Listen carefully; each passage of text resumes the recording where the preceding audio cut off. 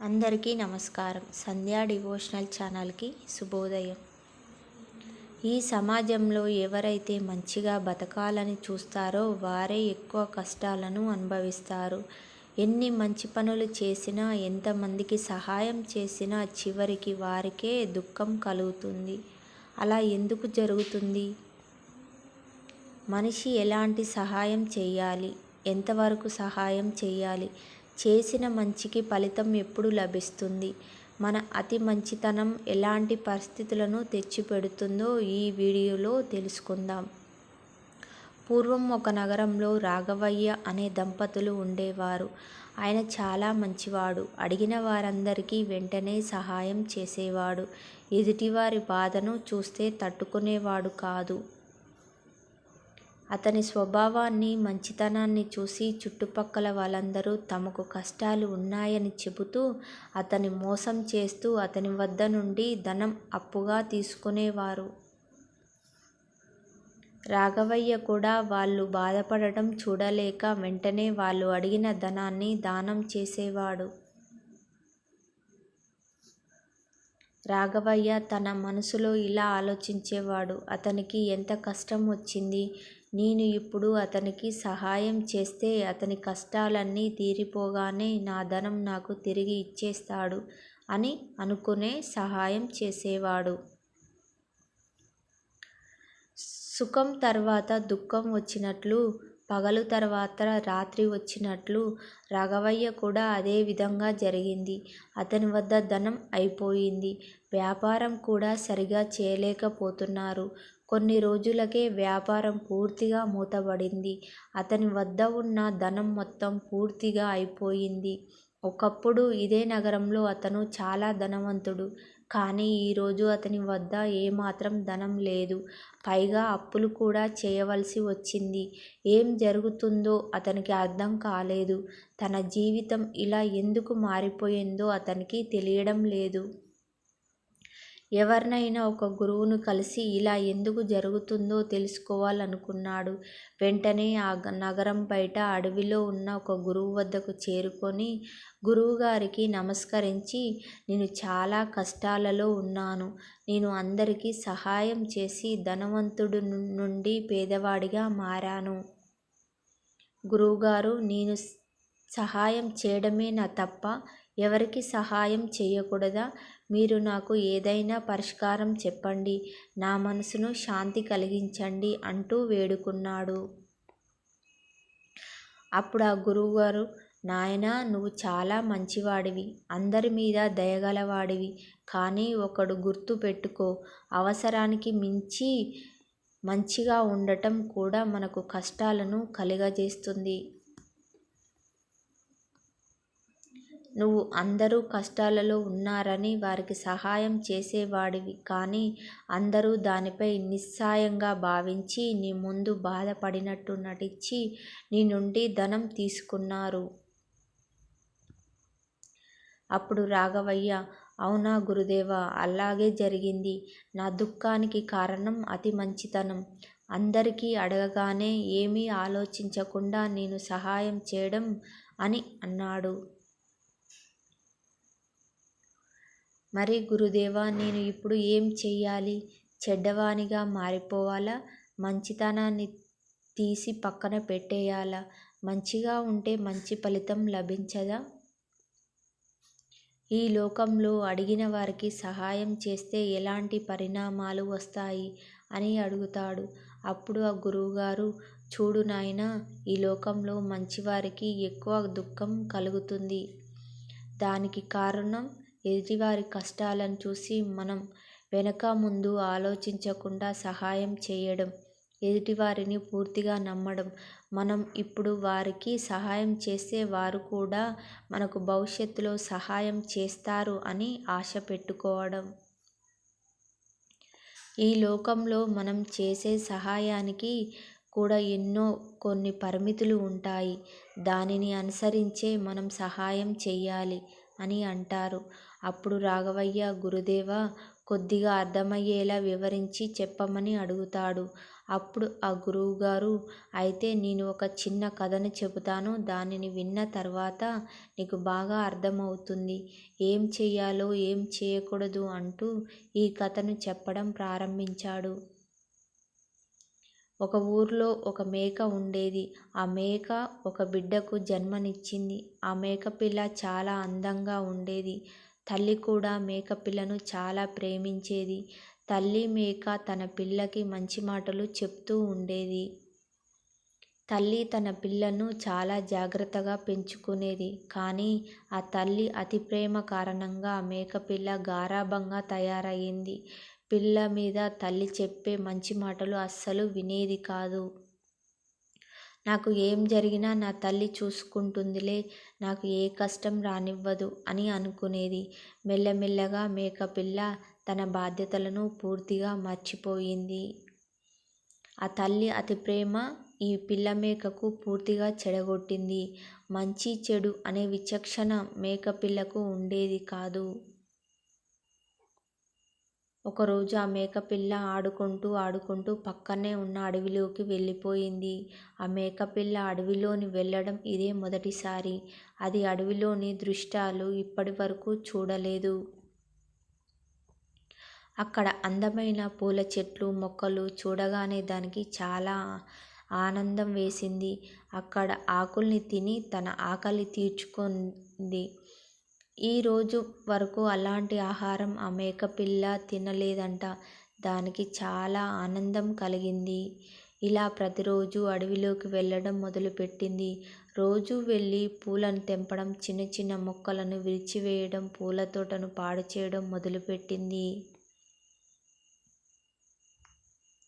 ఇలా తన పిల్ల అడవికి వెళ్ళడం ఒకరోజున తల్లికి తెలిసిపోయింది. తన పిల్ల ప్రతిరోజు అడవిలోకి వెళ్ళి అన్ని పువ్వులు, మొక్కలను నష్టపరుస్తుందని తన పిల్లను దగ్గరకు పిలుచుకొని ఇలా అంటుంది.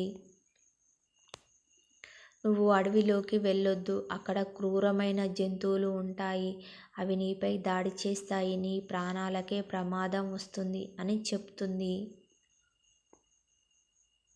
కానీ తల్లి చెప్పిన మాటలు పిల్లకు ఏమాత్రం నచ్చలేదు. అమ్మా, నువ్వు భయపడకు, ఏ జంతువు ఏమీ చేయట్లేదు అని అంటూ అడవిలోకి పారిపోయింది. ప్రతిరోజు అలాగే అడవిలోకి వెళ్ళి అన్నిటినీ నష్టపరచడం మొదలుపెట్టింది. అదే రోజు ఒక సింహం అక్కడికి చేరుకుంది. ఆ సింహం చాలా బలమైనది, కానీ చాలా దయగలిగినది, చాలా మంచి స్వభావం కలిగినది. చిన్న చిన్న ప్రాణాలను చంపేది కాదు. సింహం దృష్టి అక్కడ ఆడుకుంటున్న మేకపిల్లపై పడింది. దానిని చూచి ఆశ్చర్యపోయి, ఆ మేకపిల్ల అడవిలోకి ఎందుకు వచ్చింది? దీనిని క్రూర జంతువులంటే భయం లేదా? అన్ని మొక్కలను అనవసరంగా నష్టపరుస్తుంది.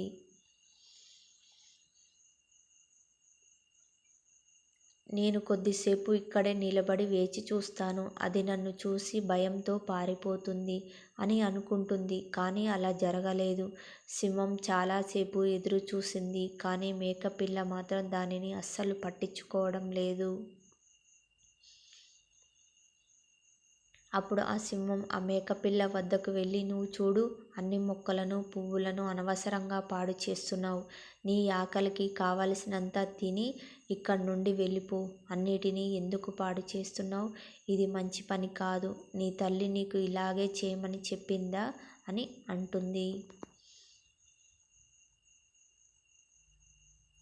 ఆ మాటలు విన్న మేకపిల్ల, నువ్వు నాకు ఏమీ చెప్పనవసరం లేదు. నేను ఇలానే ఉంటాను. నాకు ఏది చెయ్యాలని అనిపిస్తే అదే చేస్తాను అని అంటుంది. ఆ మాటలు విన్న సింహం కోపం తెచ్చుకోకుండా, ఇది చిన్నపిల్ల కదా, తెలియక మాట్లాడుతుంది. నా గురించి తెలియనట్లుగా ఉంది. అందుకే నాకు భయపడడం లేదు అని అనుకుంటుంది. అప్పుడు ఆ మేకపిల్ల, ఇంకా ఇక్కడే ఎందుకు నిలబడ్డావు? నా దగ్గర నుండి వెళ్ళిపో. నేను ఎవరికీ భయపడను అని ముందుకు వెళ్ళిపోయింది. ఇదంతా అక్కడే చాటు నుండి చూసిన నక్క సింహం వద్దకు వచ్చి ఇలా అంటుంది. ఓ మహారాజా, నన్ను క్షమించండి. మీరు ఈ అడవికి మహారాజు. మీరు ఎంతో బలవంతులు. ఆ మేకపిల్లను ఒక వేటితో చంపేయగలరు. అలాంటిది ఈ మేకపిల్ల మిమ్మల్ని అవమానించి ఏమాత్రం పట్టించుకోకుండా ఇక్కడి నుండి వెళ్ళిపోయింది. కానీ మీరు దానిని ఏమీ అనలేదు. ఎందుకు అని అడుగుతుంది. అప్పుడు ఆ సింహం, నేను మేకపిల్ల మంచిని కోరుకున్నాను. ఆ చిన్న పిల్లనైనా బలాన్ని ఉపయోగించాలని నేను కోరుకోలేదు. అందుకే దానిని ఏమీ అనకుండా వదిలేశాను అని అంటుంది. అప్పుడు నక్క, మహారాజా, మీ మంచితనం, మీ దయగుణం వల్ల ఆ మేకపిల్ల బలం పెరిగింది. మీరంటే దానికి భయం పోయి మీ మంచితనాన్ని అది తప్పుగా అర్థం చేసుకుంది. ఈ అడవిలో మొక్కలను నాశనం చేస్తుంది. కానీ మహారాజా, చిన్న ప్రాణాలపై బలం ఉపయోగించవద్దని నాకు కూడా తెలుసు. కానీ మరీ అంత మంచితనం కూడా పనికిరాదు.